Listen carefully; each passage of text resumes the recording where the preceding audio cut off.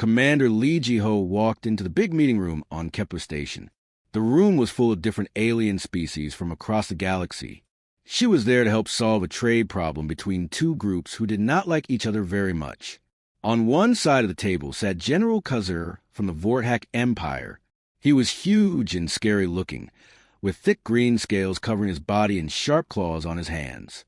His yellow eyes glowed with anger as he stared across the table. The Vorthaks were known throughout the galaxy for being mean and violent. They solved most problems by fighting. On the other side sat the Zephyrian representative. This alien looked like a giant bug with long, thin arms and clicking sounds coming from its mouth. The Zephyrians were traders who cared only about making money and getting good deals.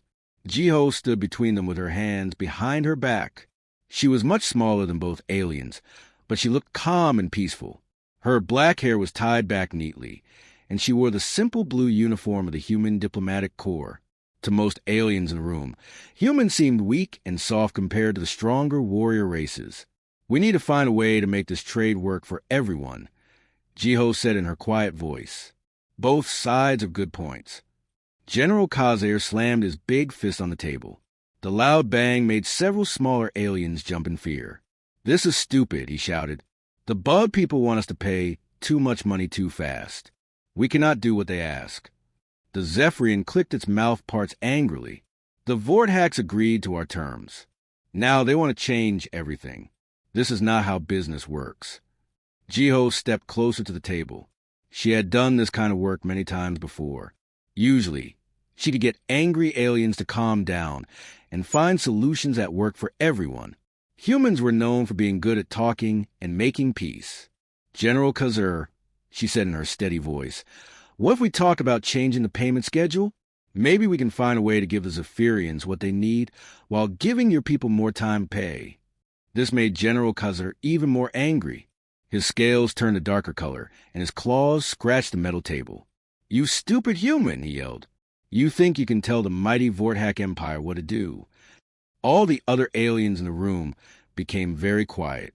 They could see that General Khazur was getting ready to do something violent. Some of the smaller aliens moved back from the table. Even the tough-looking species seemed worried. Ji-ho did not move away. She looked directly at General Khazur with calm eyes. "I am only trying to help find a solution that works for everyone, General." "Help." General Khazur laughed in a mean way. "You weak humans think you can solve everything by talking. You know nothing about real power." The room became completely silent. Everyone could feel that something bad was about to happen. The air felt heavy and dangerous. General Khazur stood up to his full height. He was almost 3 times taller than Ji-ho, and his muscles were huge under his scales. His yellow eyes burned with anger as he looked down at the small human woman. "Let me teach you about power, little human," he said in a low, threatening voice. What happened next shocked everyone in the room. General Khazur's massive claw came down fast and hard across Ji-ho's face. The sound was like a gunshot echoing through the metal walls of the station. The hit was so strong that it sent Ji-ho stumbling backward. She almost fell but caught herself against the wall. Blood began to drip from her lip, where his sharp claw had cut her. A red mark appeared on her cheek, where he had struck her. But Ji-ho did not cry out or fall down. She just stood there, breathing steadily. Every alien in the room stared in complete silence. They had all seen this kind of thing happen before with other species. Usually, when someone got hit by a Vorthak general, they would either run away crying or attack back with weapons. That was how most aliens acted when they were hurt or scared. But Commander Lee Ji-ho did something completely different, something that no one expected. She slowly reached up and wiped the blood from her mouth with the back of her hand. Then she looked directly at General Khazur with the same calm expression she had worn before he hit her. Her voice was still quiet and steady when she spoke. "General Khazur," she said, "I believe this negotiation is finished for today." That was all. She did not scream or cry. She did not pull out a weapon or call for guards. She just stood there, bleeding but dignified, and spoke in the same peaceful tone she had used all day. General Khazur laughed loudly. The sound filled the room and made the metal walls shake. To him, this proved that humans were weak and pathetic. He had shown everyone who was really in charge. He felt proud of himself for putting this small human in her place. "See," he said to the other aliens, "this is how you deal with humans. They are too soft to fight back. They will always bow down to superior species like us." But General Kaiser was wrong. He had no idea what he had just done. He did not know that hitting Commander Lee Jiho would change everything in the galaxy. He thought he had won, but really, he had just made the biggest mistake of his life. 6 hours after General Kaiser hit Commander Lee Jiho, something strange started happening in space around Kepler Station, but no one noticed it at first. Far away, Captain Park Hyun-woo was carrying medicine to a sick planet when he got a message on his ship's computer. The message was very short and had no words. It was just a picture of Commander Lee Jiho and some numbers. Park Hyun-woo looked at the message for a long time. Then he turned his ship around and started flying toward Kepler Station. On another planet, Dr. Yoon Soo-jin was helping alien children in a hospital when her watch started beeping softly. She looked at it and saw the same picture and numbers. She quietly finished helping the sick child she was treating. Then she packed her medical bag and walked to her small spaceship. All across the galaxy, every single human got the same message. Scientists working in alien labs, traders selling goods on distant worlds, teachers in alien schools, and soldiers fighting in alien wars. They all saw the picture of Jiho's bleeding face and the same set of numbers, and they all started moving. The humans did not send angry messages to each other. They did not make announcements or declarations of war. They just quietly stopped what they were doing and began traveling toward Kepler Station. It was like watching a giant invisible net slowly pulling together from all directions. The Galactic Council had computer systems that watched all the ships moving through space. These computers started showing unusual patterns. Hundreds of human ships were changing direction at the same time. "Look at this," said Controller Vex, a purple alien with 4 eyes. He pointed at the screen showing ship movements. All these human vessels are moving toward the same place. His assistant, a tall gray alien named Zilt, looked at the screen and made a clicking sound. They are probably just doing some kind of human ceremony. You know how strange their customs are. "Should we be worried?" asked Vex. Zilt laughed. "About humans? They are the most peaceful species in the galaxy. They probably want to have a big meeting to talk about their feelings or something like that." The 2 aliens went back to their other work and forgot about the human ships. This was a big mistake. Meanwhile, on Kepler Station, General Kaiser was having dinner in his fancy room. He was eating roasted meat and drinking strong wine. He felt very pleased with himself for showing that human woman who was boss. The other aliens on the station were treating him with more respect now that they had seen his strength. "Sir," said his assistant, a younger Vorthak named Grex, "there are reports that many human ships are coming toward the station." General Kaiser laughed and took another drink of wine. "Let them come. Maybe they want to bring me more humans to slap around." 18 hours after the incident, a human warship came out of hyperspace near Kepler Station. It was not a huge ship like the battle cruisers that other alien races used. It was smaller and looked almost peaceful, but something about it made the other ships in the area move away from it. 2 more human ships appeared a few minutes later. They formed a small group and waited quietly in space. Admiral Kim Min-ho was a commander of the first ship. He was an older human with gray hair and calm eyes. He had been fighting in space for 30 years, but he always spoke in a quiet, polite voice. He sent a message to Kepler Station asking for a meeting with General Kaiser. "Tell the human I will see him in 1 hour," General Kaiser said. He wanted to make the Admiral wait to show that humans were not important. When Admiral Kim finally came to the meeting room, he walked in alone. He wore a simple uniform with no weapons. General Kaiser was sitting behind a big desk with 4 of his strongest soldiers standing behind him. "So, little human," General Kaiser said with a mean smile, "have you come to cry about your hurt friend?" Admiral Kim sat down in the chair across from General Kaiser. He moved slowly and carefully, like someone who had all the time in the world. "General Kaiser," he said in his quiet voice, "you struck one of our officers today." "Yes, I did," General Kaiser laughed, "and I enjoyed it very much." Admiral Kim nodded like he was thinking about something important. Under our laws, attacking a human officer is the same as declaring war on all of humanity. You have 24 hours to say sorry to Commander Lee and to all human people. General Kazair's soldiers started laughing loudly. The idea that humans could threaten the mighty Vorthak Empire was very funny to them. And what happens if I do not say sorry? General Kazair asked, still smiling. Admiral Kim stood up from his chair. He looked directly at General Kazair with eyes that suddenly seemed much more dangerous than before. Then you will learn why we humans are still alive after thousands of years of war and hardship. You will learn why we made it to the stars when so many other species died out on their home worlds. The laughing stopped. Something in the Admiral's voice made even the big Vorthak soldiers feel uncomfortable. You have 24 hours, General, Admiral Kim said as he walked toward the door. Good day. When the door closed behind the Admiral, General Kazair started laughing again. But this time his laugh did not sound as confident as before. Stupid humans, he said. What could they possibly do to us?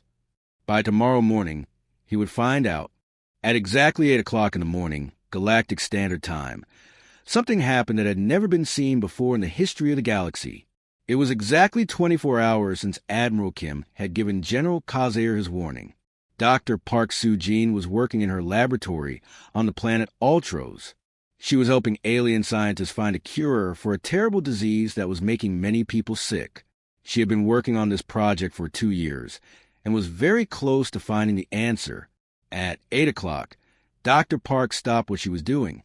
She saved all her research files onto a small computer device and put it in her pocket. Then she began packing her equipment into boxes. Her alien co-workers watched in confusion. Dr. Park, where are you going?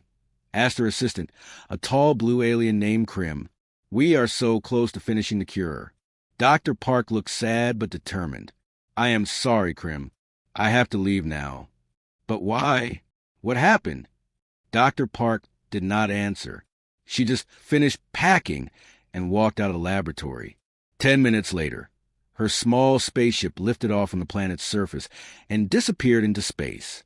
The same thing was happening all across the galaxy at the exact same time. Captain Choi Min-jun was delivering important food supplies to a hungry planet called Vex Prime. The people there had been waiting for his cargo ship for weeks. But at 8 o'clock, he changed course and started flying back toward human space. The hungry aliens on Vex Prime never got their food. Ambassador Han Yuna was in an important peace meeting between two alien races who had been fighting a war for 50 years. She was helping them write an agreement to stop fighting. At 8 o'clock, she stood up in the middle of the meeting, picked up her papers, and walked out. The two alien races started fighting again the next day. But the most shocking thing happened with the human soldiers and technical experts who worked with alien militaries. Major Yoon Dae-ho had spent 3 years working with the Alterian Defense Force. He had taught them how to use advanced computer systems to coordinate their armies. These systems made their military much stronger and more effective. At 8 o'clock, Major Yoon packed up all the computer equipment and took it with him. Without these systems, the Alterian military could barely communicate with each other. Lieutenant Colonel Jang Hai-won was even more important. She had built an entire communication network for the Zirian Alliance that allowed them to talk to their soldiers across 50 different star systems. This network had taken her 4 years to design and build. At 8 o'clock, she shut it down and left. Suddenly, the Zirian Alliance could not coordinate their defense against their enemies. All across the galaxy, every single human was leaving at the same time. They did not make announcements or explain why they were going. They just quietly packed their things and departed. At first, the aliens did not understand how serious this was. The humans will come back, said President Vorth of the Zephyrian Collective. They need our business deals to make money. But President Vorth was wrong. Within 2 days, terrible things started happening. The Zephyrian farming worlds grew most of the food for their part of the galaxy. But their irrigation systems, the machines that brought water to their crops, had been designed by human engineers. When the humans left, no one knew how to fix these machines when they broke down. The crops began to die from lack of water. The Trilaxian shipping companies moved cargo between thousands of planets. but they used computer programs written by humans to figure out the best routes and schedules. When the humans left, these programs stopped working. Ships got lost, deliveries were late, and trade began to fall apart. Even worse, many alien races had taken human inventions and changed them for their own use. They thought they understood how these technologies worked, but they did not really understand the basic principles behind them. When the machines broke down, they could not fix them. On the Vordak homeworld, General Khazur sat in his office looking at reports from his military commanders. The news was getting worse every hour. "Sir," said his aide, Commander Grex, 17% of our weapon systems were improved with human technology. Without human technicians to maintain them, they are starting to fail. General Khazur felt a cold feeling in his stomach. How long before they stopped working completely? Maybe 2 weeks, sir. Maybe less. General Khazur tried not to show his fear. The humans are just trying to scare us. They will come back when they realize how much money they are losing. But Commander Grex looked worried. "Sir, I have been reading reports from across the galaxy. The humans are not losing money. They seem to have everything they need in their own space. It is everyone else who is having problems." This was a terrible truth that General Khazur and the other alien leaders were just beginning to understand. For hundreds of years, humans have been quietly making themselves essential to galactic civilization. They had built the systems that kept planets fed, armies coordinated, and trade routes functioning. But they had done it in such a quiet, helpful way that no one realized how dependent they had become on human knowledge and skills. The humans had learned something that other species had forgotten. Real power did not come from having the biggest guns or the strongest army. Real power came from making yourself so important and useful that everyone else needed you to survive. And now they were gone. 3 months had passed since all the humans left, and the galaxy was falling apart. Director Veltar of the Alterian Medical Consortium sat in his office, staring at terrible reports. His people ran the biggest network of hospital ships in the galaxy, helping sick and injured aliens across hundreds of worlds. But now, 40% of his hospital ships were floating dead in space. "Sir," said his assistant, Nurse Kila, "another 3 hospital ships have lost life support. We had to evacuate all the patients to other facilities." Director Veltar put his head in his hands. "How many people died this week because we couldn't help them?" "Over 2,000, sir," Nurse Kila said quietly. The problem was that humans had designed the life support systems on most of their hospital ships. These systems were very advanced and could keep patients alive even when they were very sick. But when the systems broke down, no one knew how to fix them. The Alterian doctors were very good at treating diseases, but they did not understand the complex engineering that kept their ships running. Director Veltar had been sending messages to the human embassy every day for 3 months. "Please help us," his messages said. "People are dying. We will pay you anything you want."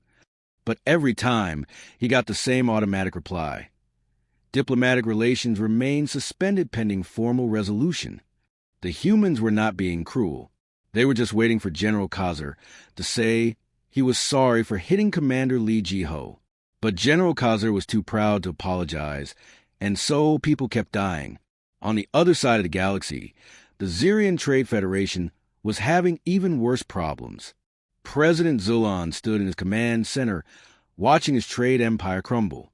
"Sir," said his communications officer, "we have lost contact with another 50 star systems. The quantum communication arrays are failing faster now." President Zulon felt sick to his stomach. The Zirian Trade Federation was built on being able to talk to traders and customers across thousands of planets instantly. Their quantum communication system was the most advanced in the galaxy, but it had originally been human technology.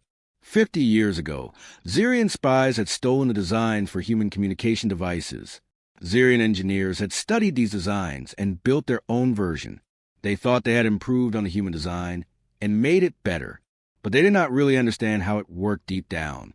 Now the system was breaking down, and no one knew how to fix it.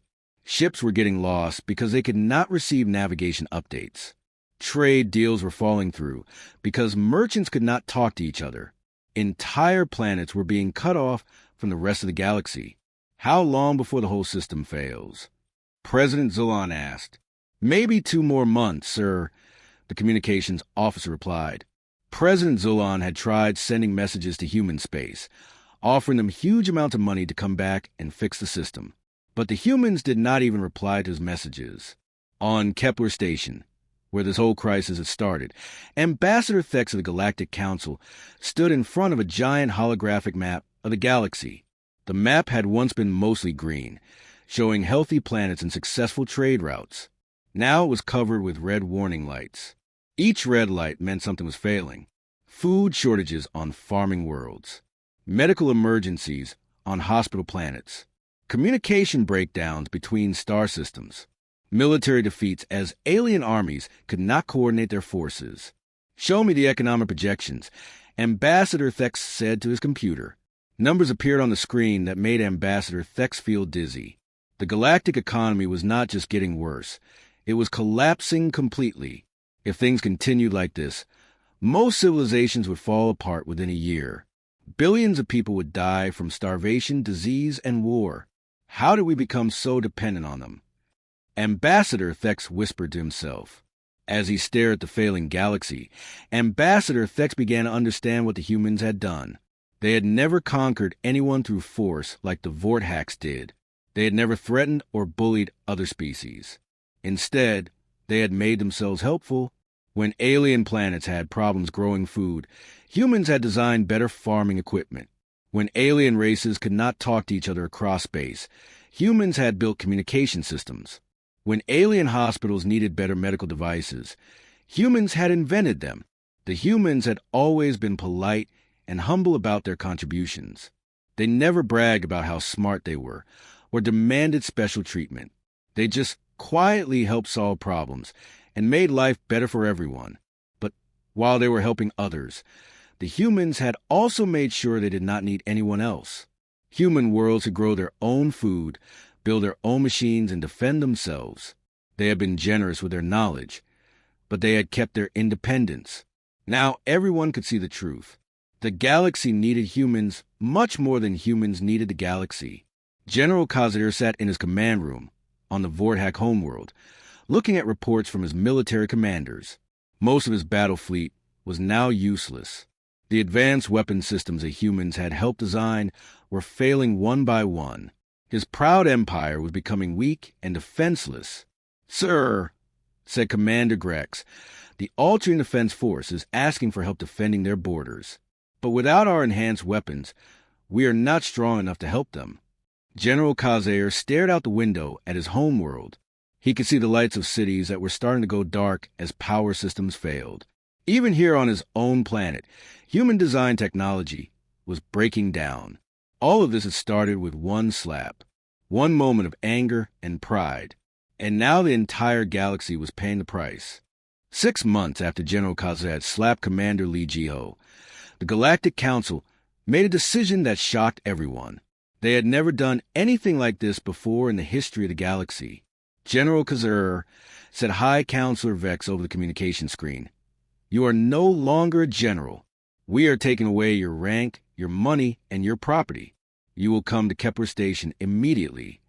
General Kazir stared at the screen in disbelief. "You cannot do this to me. I am a war hero of the Vorthax Empire." "Your empire is dying," High Counselor Vex replied coldly. "Your people are starving because their food systems do not work. Your military is weak because your weapons are broken. All because you hit one human woman. You have 6 hours to get to Kepler Station, or we will come and get you." The communication screen went black. General Kaze looked around his once grand office. Half the lights were not working. His computer systems kept crashing.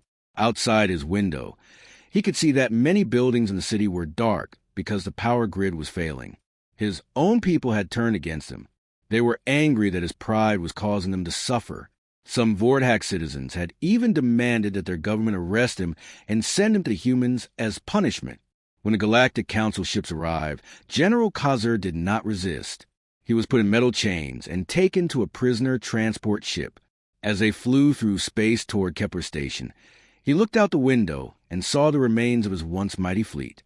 Most of the ships were floating dead in space, their human design systems no longer working. On Kepler Station, the same conference hall where everything had started was now packed with representatives from hundreds of different alien species. Every major government in the galaxy had sent someone to watch what was about to happen. Commander Lee Jio walked into the room, wearing the same blue diplomatic uniform she had worn 6 months ago. The small scar on her lip from General Khazer's claw had healed, but it was still visible if you looked closely. She moved with the same calm, quiet dignity she had always shown. The big doors at the back of the hall opened, and General Khazer was brought in wearing prisoner chains. He looked terrible. His scales had lost their bright color, and his eyes were dull with defeat. He had lost weight, and his uniform was dirty. The proud warrior who had struck Jiho 6 months ago was now a broken prisoner. High Counselor Vex stood at the front of the room. His voice was loud enough for everyone to hear, and cameras broadcast his words to every working communication system in the galaxy.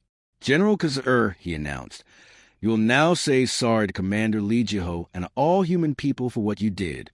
General Khazer looked up at Commander Lee Jiho. For the first time, he really saw her as a person instead of just a weak alien he could push around. He thought about all the humans who had worked quietly and peacefully to help his people over the years. Dr. Kim, who had cured diseases on his homeworld. Engineer Park, who had designed better water systems for Vortex cities. Captain Lee, who had brought food during the famine 5 years ago. He realized that when he hit Commander Lee Jiho, he had not just hurt one person. He had insulted an entire species that had only tried to help others. He had attacked people who had made his own life better in ways he had never even noticed. Commander Lee Jiho, General Khazer said, his voice cracked and weak, I am very sorry for hitting you.